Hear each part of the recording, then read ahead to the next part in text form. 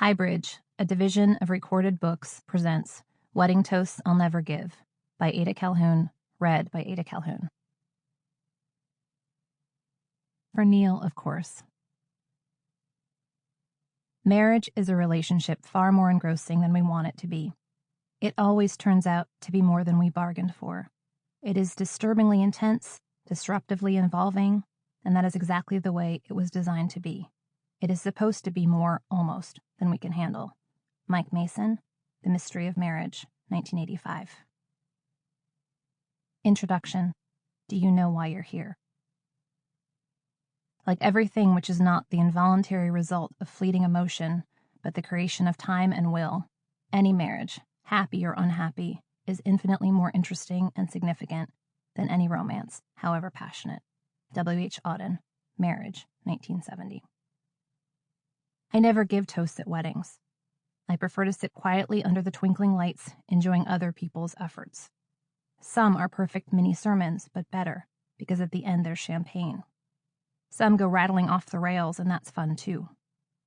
At a wedding I attended recently, one groomsman paused in the middle of his toast, and unable to remember the rest of what he meant to say, just sat down. At my own wedding 12 years ago, my Texan father-in-law delivered a biblical homily, my New York father a witty speech, a Midwestern aunt a eulogy for a late family member, and my best friend who lives in D.C. a gentle roast, all lovely. Then an old friend of my husband's leapt up and surprised us with a poem he'd written about taxis. Fearing that this might devolve into an open mic situation, I then thanked everyone and announced that it was time to eat. Finding something new or helpful to say about marriage feels borderline impossible. It's difficult to think about marriage, says a friend married for 30 years. It's like trying to describe your own face. And so we offer cliched advice, like the dubious Ephesians paraphrase, don't go to bed angry. Personally, I have avoided many fights by going to bed angry and waking up to realize that I'd just been tired. Now in the second decade of my second marriage, in my early 20s I was married literally on my lunch hour to my Canadian boyfriend. We were divorced before we could legally rent a car. I can't look newlyweds in the eye and promise they'll never regret marrying. While not sober, maybe this is why weddings correlate with binge drinking. I adore my husband and plan to be with him forever. I also want to run screaming from the house because the person I promise to love all the days of my life insists on falling asleep to Frasier reruns. The first 20 years are the hardest, an older woman once told me. At the time I thought she was joking. She was not. And this is why I don't give wedding toasts. Because I'd probably end up saying that even good marriages sometimes involve flinging a remote control at the wall. During a recent rough patch, my husband Neil and I took a road trip to Albany to visit the priest who married us, Father Paul J. Hart. We stationed our 9-year-old son in the next room with a Lego set and sat on a couch before the man who more than a decade earlier had bound us together until death. We asked him to remind us again why that had been a good idea. Father Hart told us that the question, do you know why you're here, is vital to marriage, and is even expressed in the Christian wedding ceremony. He pointed to the Declaration of Consent from the Book of Common Prayer. That's the section early in the celebration and blessing of a marriage that sounds like the vows but isn't. It includes the phrase, will you have this man to be your husband? It's a historical holdover, but it's worth pondering whether there might be something to it today, said Hart. He explained the Declaration's original purpose via a hypothetical. Like, Neil's dad and your dad decide one day that it'd be a really good thing if you two got married, because it would be good for business. Never mind that Neil's mentally impaired and you're 14. So your dad one morning says, put a dress on, we're going to the fair. And next thing you know, you're in a church getting married. So this declaration part was supposed to be asking you, do you know why you're here? If you didn't, the church was supposed to provide refuge. Some burly deacon would sweep you away into the sacristy while we dealt with your fathers. But I honestly believe that there are a lot of weddings over which I preside where I am not altogether sure that people know why they're there. They're certainly of age. They're certainly not imbeciles. But even after the couple has spent a lot of time together, I'm not sure they know. The problem today is that all the focus seems to be on how do you get married. No one's spending any time on how do you stay married. And I think that's a cultural crisis, actually. It's often tough to get couples grappling with any level of theological significance of what they're doing, said Father Don Waring, who performs 15 weddings a year at Grace Church in Manhattan. Most really don't seem to be able to articulate what's going to be different the day after versus the day before. This concept of making a lifelong commitment to each other, they sort of back into it. Their lives are already wound up together. What's lost is how is our life going to be different after we go through this? I wonder if that loss of before versus after is what leads to the dissolution of some marriages. There's not a grasping of the fact that you're doing something existential and theologically significant. In the throes of romantic love, we often neglect to ponder the meaning of marriage beyond a vague and mistaken expectation that it will make us happy. I'm afraid I think this rage for happiness rather vulgar, says one of the more sensible characters in George Bernard Shaw's play Getting Married. On one hand, I have a lot of compassion for couples early on, said Rabbi David Adelson. How could they know? Like all of the challenging and worthwhile undertakings that we engage in our lives, there's no way to know what it's going to be like. On the other hand, I think there are tons of unrealistic expectations. It's part of my task to introduce realistic ones. Marriage is a microcosm of life. It's natural to seek stability, stasis, guarantees. We want things to remain okay, but that's never the truth in any aspect of our lives. The main problem with marriage may be that it's not better than the rest of life. Suffering occurs in marriage because we think it will be different, purer, deeper, gentler than other relationships. We expect our partners and ourselves to be better, more patient, more faithful, more generous than we are. We believe ourselves exceptional, first in the depth of our passion and then in the breadth of our failure. Some marriages really are exceptional failures, too cruel, toxic, or sad to continue. Emotional and physical abuse are clear-cut grounds for divorce. But even in marriages without these profound problems, torment is common. In pastoral counseling around marriages, said Father Hart, I've consistently found that people think what they're experiencing is a sign of their uniquely defective interpersonal drama. One thing about marriages is that they're amazingly similar. I've always found that parties are better on rainy nights. I think it's because bad weather weeds out the ambivalent, the uncommitted.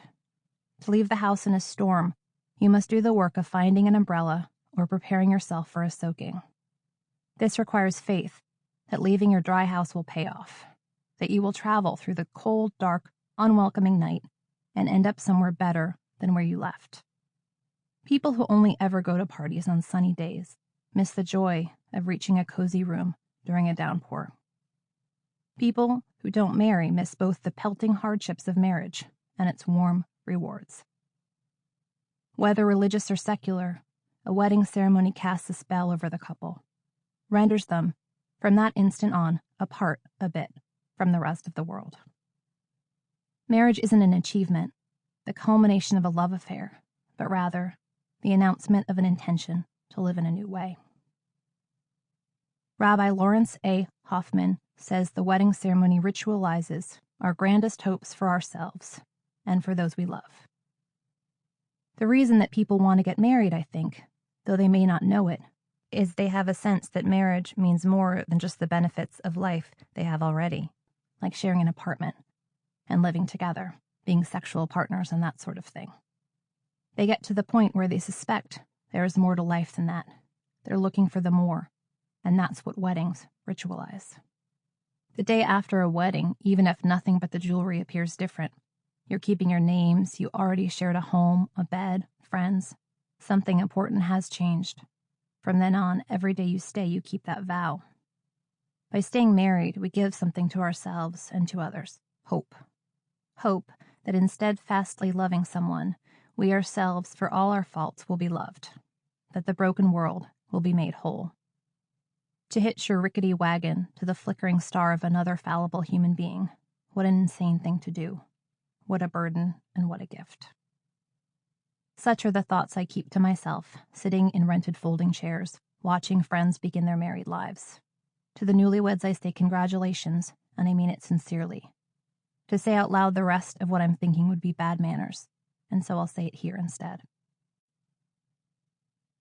Toast 1. Paying for each other's mistakes.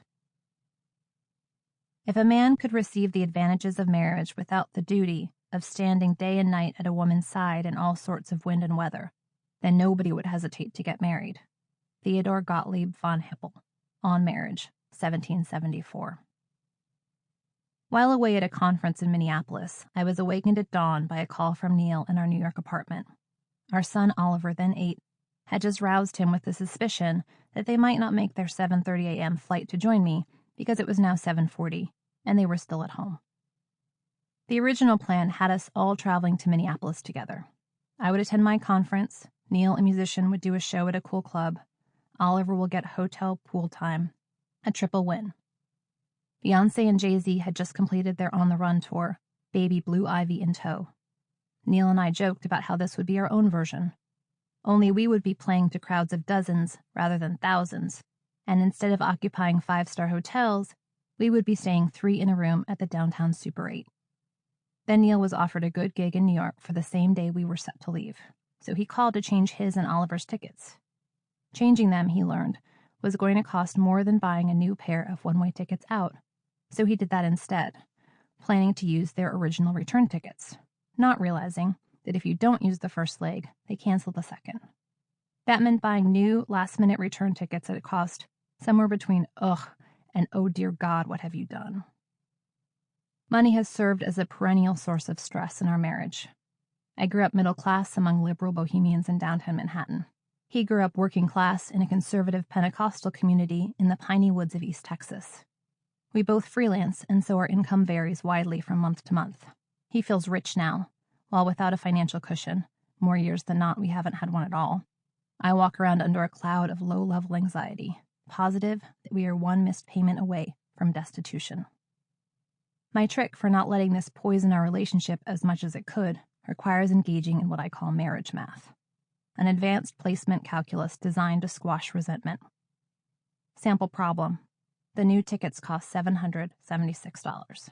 Well, Neil quit smoking in 2006. Minus a relapse in 2009, that's still 9 years of saving $8 a day at least, or $26,280. When Oliver was a baby and I was working full-time, we ordered takeout constantly, maybe $8,320 a year for ages 0 to 3. Then Neil started cooking, and so we've saved most of that every year since, to the tune over time of probably about $30,000. He has only one pair of shoes at a time, which saves $400 a year. So over the 15 years we've been together, that equals $6,000. And $62,280 minus those tickets, he's still up more than $61K. I owe him a Cadillac. But now, my family had missed the first leg of the new itinerary, outstripping even my practiced algorithms. I imagined we would have to buy the tickets a third time, and felt the familiar money panic, coupled with rage that his errors were costing me. I'd been taking my hotel room coffee to go to save a couple of dollars each morning, and for what? Delta owned us now anyway. On hold with the airline, Neil was entertaining himself by texting me sexy emojis. Eggplant, eggplant, eggplant. Focus, I replied with an emoji of an airplane. Neil sent me an emoji of a flan. We've been together since I was 24, and Neil was 25. We married in our late 20s. By the timeline of our peers in New York, I was a child bride. A decade later, we find ourselves listening to friends describe all the ways they will excel at being married. I will always be your best friend, they say, reading from wrinkled pieces of paper held in shaking hands. I will never let you down. They use analogies of rivers, of bolts of lightning, of vines wrapping around trees. Drunk on their feelings, they strike elaborate, ludicrous bargains to never tell a lie, to always think of each other first, to show their love every single day. I clap along with everyone else. I love weddings. Still, there is so much I want to say. I want to say that one day you and your husband will fight about missed flights and that you'll find yourself wistful for the days when you had to pay for only your own mistakes. I want to say that at various points in your marriage, may it last forever, you will look at this person and feel only rage. You will gaze at this man you once adored and think it sure would be nice to have this whole place to myself. Over the years, Neil and I have each fallen short of various marital vows, failing each other in significant ways. We have suffered from the stresses of parenthood, work, and coexisting in an apartment so compact it's been likened to a ship's cabin. We have had fights about everything from who to be friends with, to how to handle our money, to whether or not we believe enough in each other, to how to park the car. We have shown each other kindness, generosity, and faith, but also irritation, hostility, and white-hot fury. We have made big compromises. Perhaps the biggest is that he wanted to wait to have children, but agreed to have a baby just 2 years after we married, and I wanted more kids, but agreed to stick with one as long as he would let me amass an army of godchildren. And we make small compromises every day. For example, I tolerate his bags of stuff always spilling out from under our bed, and he puts up with me occasionally reorganizing the cabinets so that it takes him an hour to find a screwdriver. Usually these things are merely annoying. Sometimes they resemble grounds for divorce. In Zen Buddhism, meditation helps practitioners detach from the cycle of desire and suffering. In my brief stint as a religious studies major, I preferred Pure Land Buddhism, an alternate path to enlightenment for people who may find it especially difficult to detach from the world because pain is so often intertwined with joy. One of my professors read us a poem by the Japanese poet Kobayashi Issa, who was born in 1763 and, thanks to a run of terrible luck, saw 3 children and his wife die in the span of just a few years. He wrote, "The world of do is a world of do, and yet, and yet." Do is a Buddhist symbol of impermanence, my professor said. Issa is saying that one who understands Buddhist philosophy does not necessarily transcend pain and anguish. And yet means I can't help crying. I think about that all the time, and yet. Such hedging to me is good religion, and also the key to a successful marriage.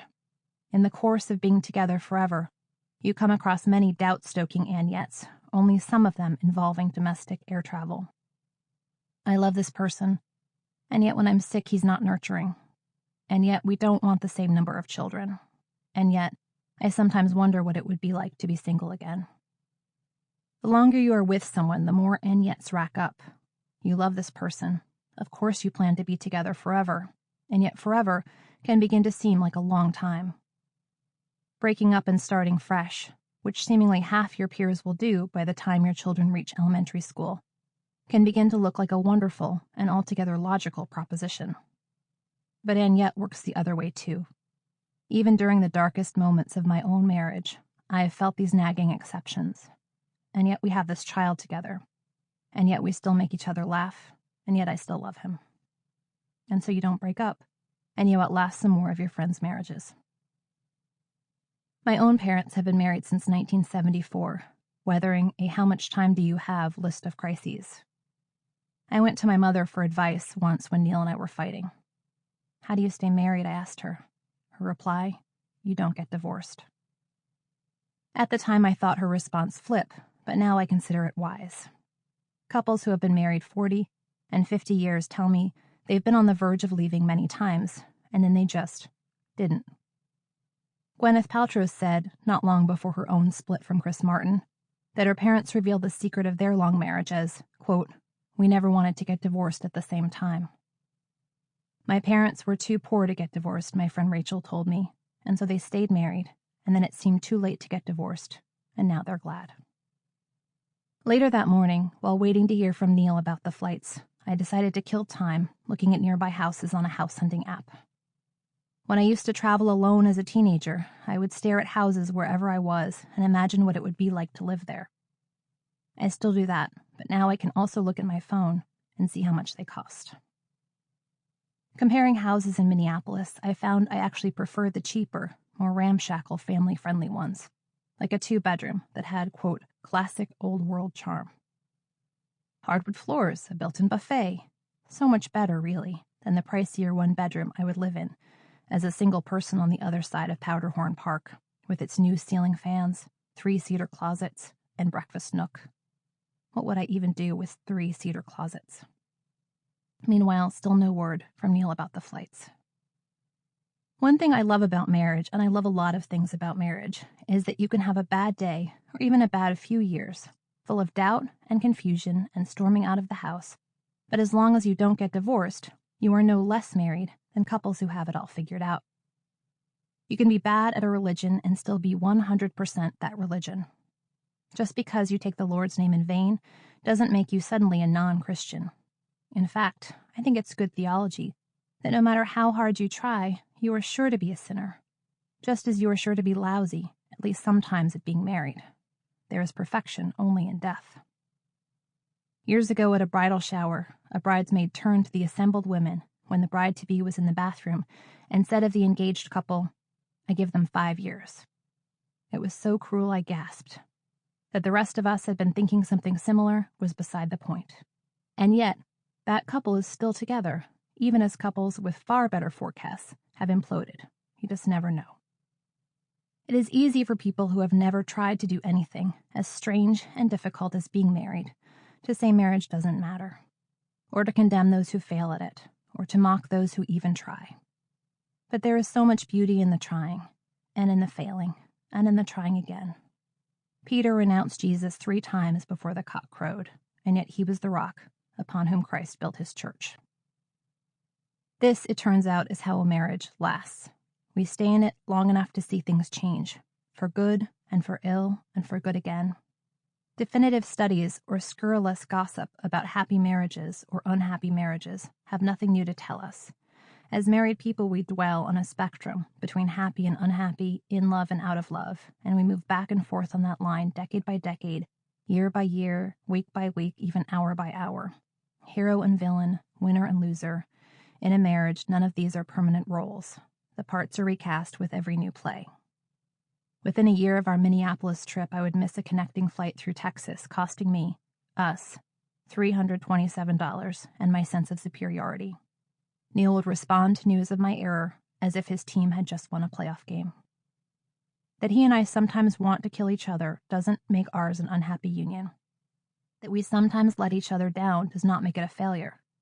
There is wisdom in an old Jack Benny joke. Quote, "Mary and I have been married 47 years, and not once have we ever had an argument serious enough to mention the word divorce. Murder, yes, but divorce, never." So too in the John Updike line, all blessings are mixed. At weddings, I do not contradict my beaming newlywed friends when they talk about how they will gracefully succeed where nearly everyone in human history has floundered. I only wish I could tell them that in this marriage occasionally they will suffer, and that not only will they likely endure sitcom-grade squabbles, but possibly even dark night of the soul despair. That doesn't mean they are condemned to divorce, just that it's unlikely that they will be each other's best friend every single minute forever. And that while it's good to aim high, it's quite probable they will let each other down many times in ways both petty and profound that in this blissful moment they can't even fathom. I would never say any of this out loud, of course, but if I did, I would go on to say, assuming I had not yet been thrown out of the banquet hall, failure is part of being human, and it is definitely part of being married. It's part of what being alive means, occasionally screwing up in expensive ways. And that's part of what marriage means, sometimes hating this other person, but staying together because you promised you would, and then days or weeks later waking up and loving him again, loving him still. Finally, nearly 2 hours after Neil's original flight left, I texted him to ask if he was still on hold with the airline. "We just got in a cab," he replied. "Flying Air Wisconsin, baby." "Did you have to pay for the tickets again?" I texted. The phone was silent. In that quiet moment, sitting in my Minneapolis hotel room, I found myself daydreaming about the 1-bedroom apartment looking out onto Powderhorn Park. After waking up alone, I would brew some coffee, switch on one of my many ceiling fans, grab a robe from my largest cedar closet, and head for my breakfast nook. "Nope," he wrote back. And suddenly I was back in the bigger place on the cheaper side of the park. My family was coming to join me, and I was glad. Toast 2, the boring parts. Each of us must live with the full measure of loneliness that is inescapable, and we must not destroy ourselves with our passion to escape this aloneness. Jim Harrison, Dalva, 1988. An author I know says he doesn't write novels because he can't bring himself to generate the boring parts, the pages of plot development required to move the story along. I found myself thinking about that recently as I sat bored beside an outdoor motel pool teeming with June bugs, watching my son swim for the better part of an afternoon. When our son asks to swim, Neil often remembers something urgent he has to attend to, leaving me alone in a sagging plastic lawn chair, periodically rummaging in my purse for things Oliver can retrieve from the bottom of the pool. Bobby pins, a ring, a matchbox car, change.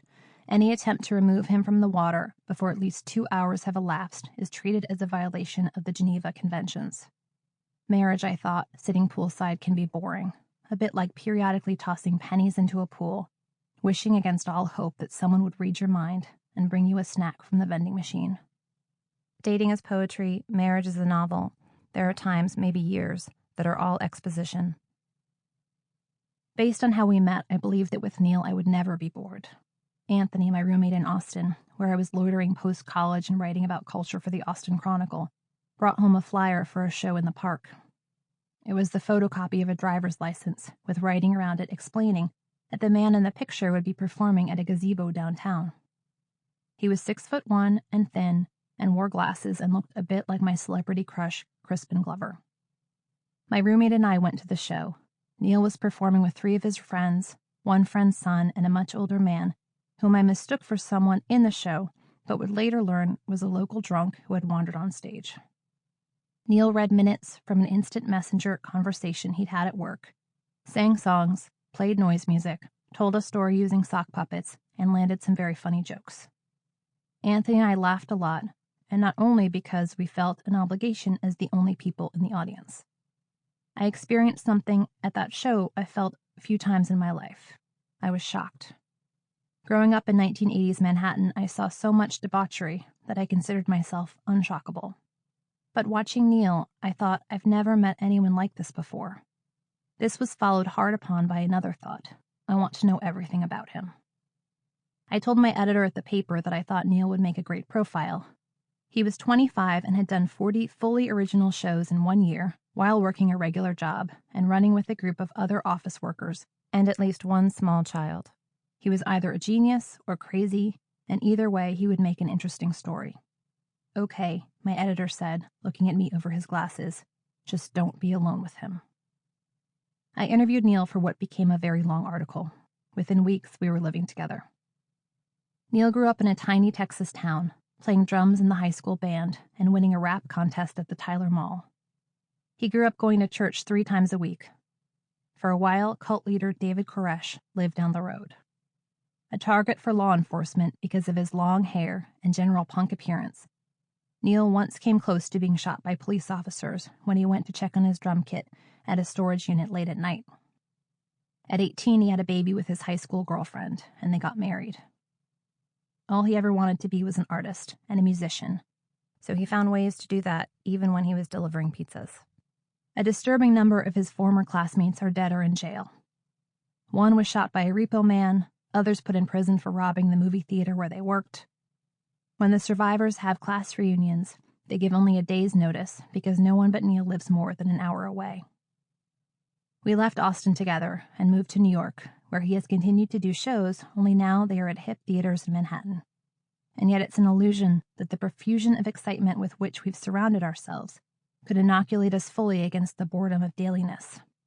For while Neil is a lunatic whose shows are controlled mayhem, he also sulks if I forget to take the chicken out of the freezer in time for it to defrost before dinner. Our marriage has had hours, days, weeks, and months that I would characterize as boring. These boring parts come in many forms. There is the boredom of responsibility, crafting a budget, planning meals, arranging childcare, cleaning. "What are you doing?" Neil asked once when he caught me on the floor sorting Playmobil pieces from Legos. A dramatization, I said, of why there are no great American novels by women. There is the boredom of knowing what to expect. Every time, Neil said, sighing, every single time you go to fade the radio to the back of the car so only the boy can hear it, you press the same wrong buttons in the same wrong sequence. Yeah, I said, but now I do it faster. There is the boredom of other people's needs, their feelings, their annoying habit of being right. You broke the bathroom faucet, but I know you'll find some way to blame me for it, Neil said correctly. It was his fault. because he Sample complete. Ready to continue?